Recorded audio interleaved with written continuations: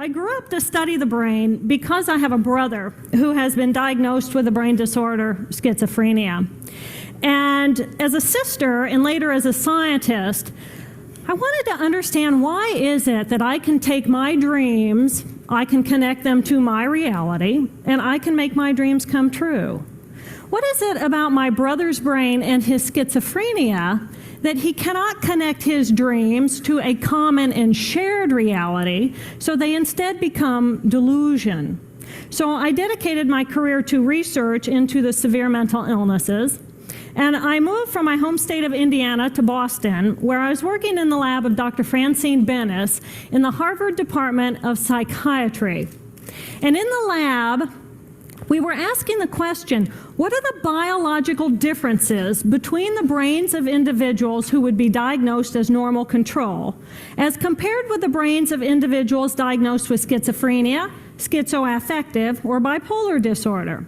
So we were essentially mapping the microcircuitry of the brain, which cells are communicating with which cells, with which chemicals, and then in what quantities of those chemicals. So there was a lot of meaning in my life because I was performing this type of research during the day, but then in the evenings and on the weekends, I traveled as an advocate for NAMI, the National Alliance on Mental Illness. But on the morning of December 10, 1996, I woke up to discover that I had a brain disorder of my own. A blood vessel exploded in the left half of my brain. And in the course of 4 hours, I watched my brain completely deteriorate in its ability to process all information. On the morning of the hemorrhage, I could not walk, talk, read, write, or recall any of my life. I essentially became an infant in a woman's body. If you've ever seen a human brain, it's obvious that the two hemispheres are completely separate from one another. And I have brought for you a real human brain.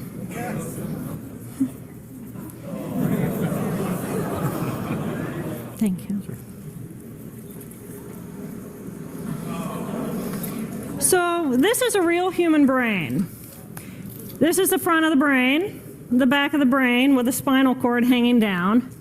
And this is how it would be positioned inside of my head. And when you look at the brain, it's obvious that the two cerebral cortices are completely separate from one another. For those of you who understand computers, our right hemisphere functions like a parallel processor, while our left hemisphere functions like a serial processor. The two hemispheres do communicate with one another through the corpus callosum, which is made up of some 300 million axonal fibers. But other than that, the two hemispheres are completely separate.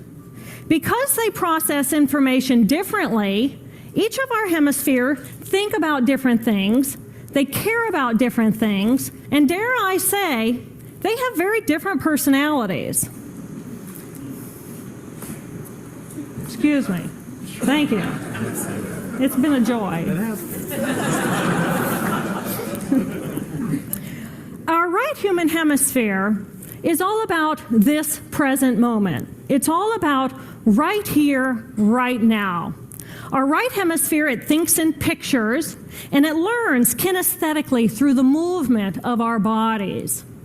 Information in the form of energy streams in simultaneously through all of our sensory systems, and then it explodes into this enormous collage of what this present moment looks like, what this present moment smells like and tastes like, what it feels like, and what it sounds like.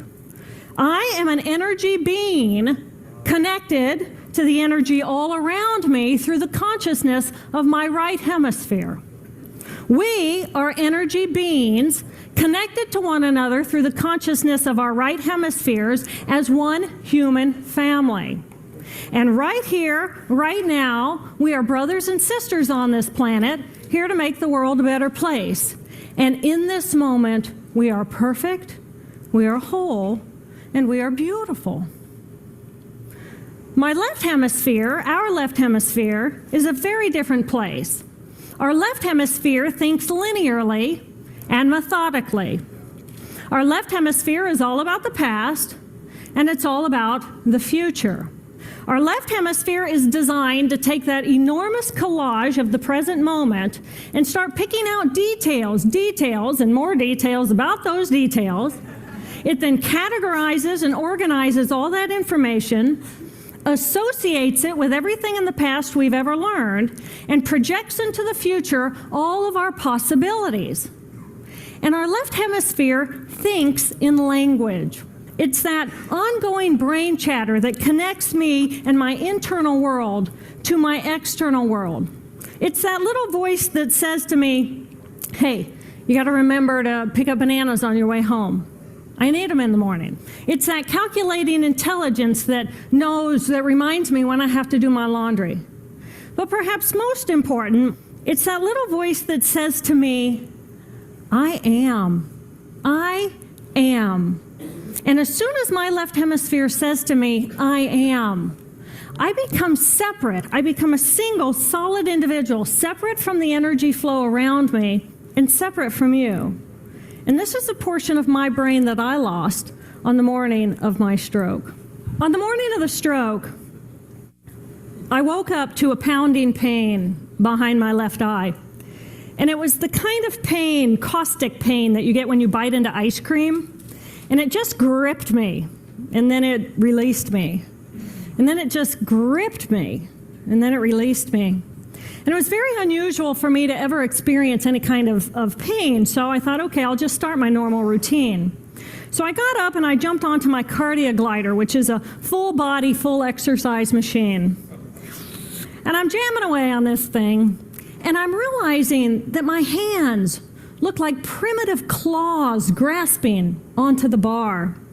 And I thought, that's very peculiar. And I looked down at my body, and I thought, whoa, I am a weird-looking thing.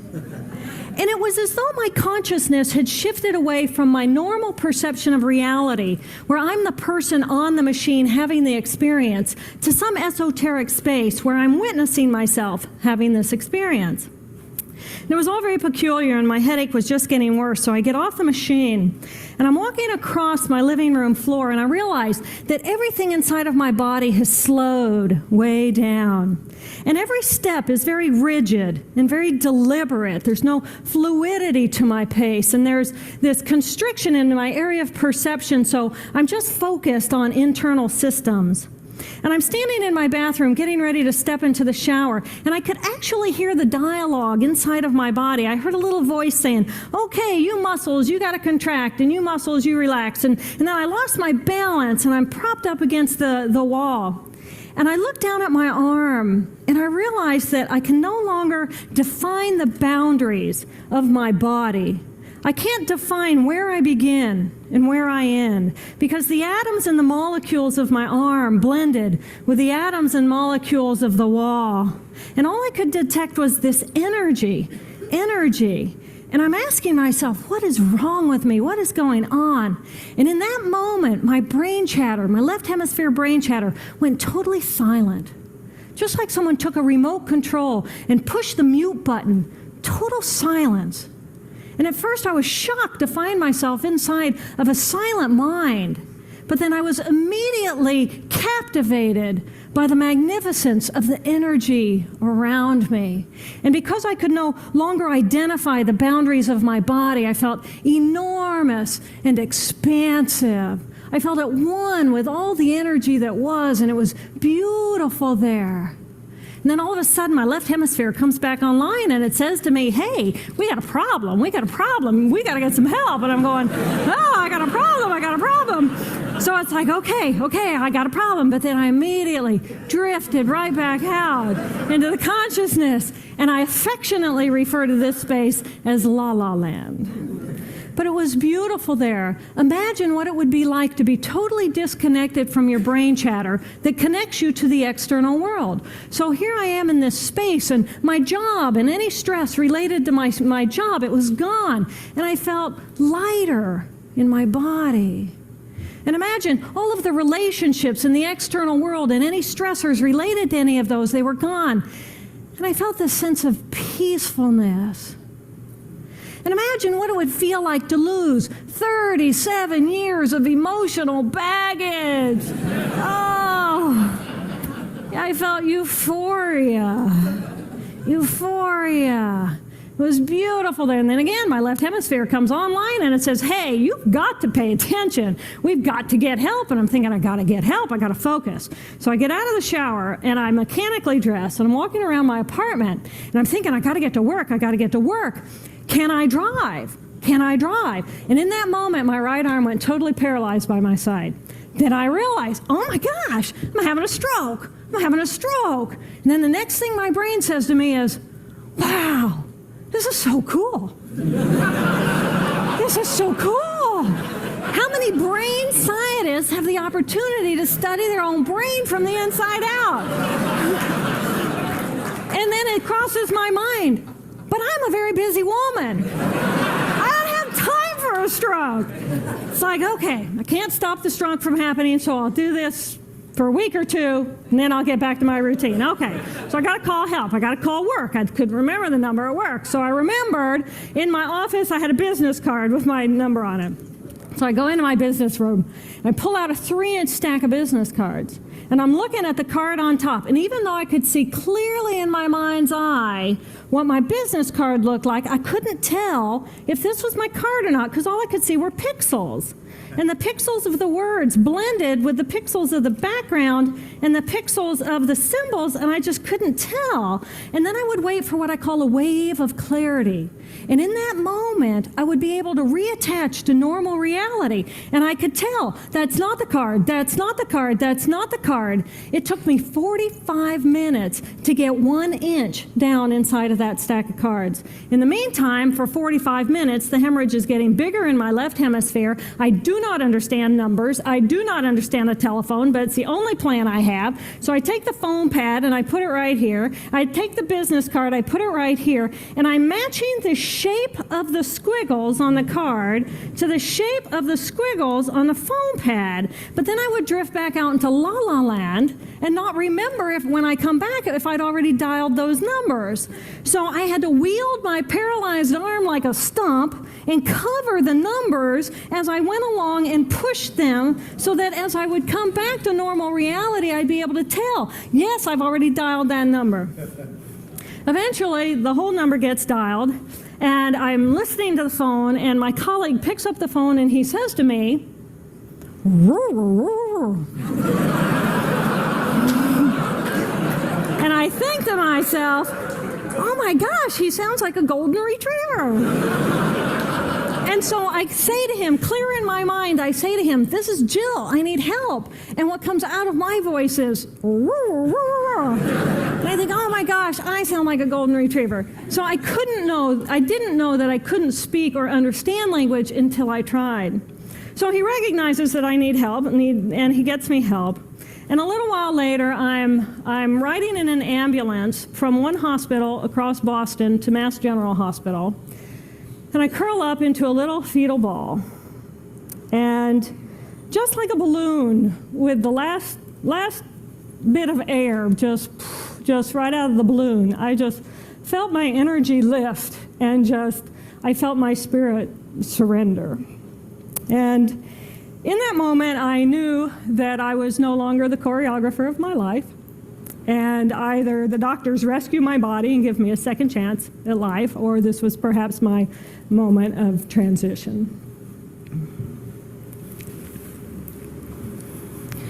When I woke later that afternoon, I was shocked to discover that I was still alive. When I felt my spirit surrender, I said goodbye to my life, and my mind was now suspended between two very opposite planes of reality. Stimulation coming in through my sensory systems felt like pure pain. Light burned my brain like wildfire, and sounds were so loud and chaotic that I could not pick a voice out from the background noise, and I just wanted to escape because I could not identify the position of my body in space. I felt enormous and expansive, like a genie just liberated from her bottle. And my spirit soared free like a great whale gliding through a sea of silent euphoria. nirvana. I found nirvana. And I remember thinking there's no way I would ever be able to squeeze the enormousness of myself back inside this tiny little body. But then I realized, but I'm still alive. I'm still alive, and I have found nirvana. And if I have found nirvana and I'm still alive, then everyone who is alive can find nirvana. And I pictured a world filled with beautiful, peaceful, compassionate, loving people who knew that they could come to this space at any time and that they could purposely choose to step to the right of their left hemispheres and find this peace. And then I realized what a tremendous gift this experience could be. What a stroke of insight this could be to how we live our lives. And it motivated me to recover. 2.5 weeks after the hemorrhage, the surgeons went in and they removed a blood clot the size of a golf ball that was pushing on my language centers. Here I am with my mama, who's a true angel in my life. It took me 8 years to completely recover. So, who are we? We are the life force power of the universe with manual dexterity and 2 cognitive minds. And we have the power to choose moment by moment who and how we want to be in the world. Right here, right now, I can step into the consciousness of my right hemisphere where we are. I am the life force power of the universe. I am the life force power of the 50 trillion beautiful molecular geniuses that make up my form, at one with all that is. Or I can choose to step into the consciousness of my left hemisphere, where I become a single individual, a solid, separate from the flow, separate from you. I am Dr. Jill Bolte Taylor, intellectual, neuroanatomist. These are the we inside of me. Which would you choose? Which do you choose? And when? I believe that the more time we spend choosing to run the deep inner peace circuitry of our right hemispheres, the more peace we will project into the world, and the more peaceful our planet will be. And I thought that was an idea worth spreading.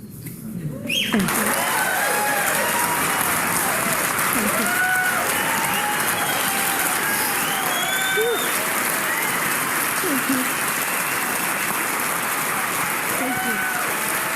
Thank you.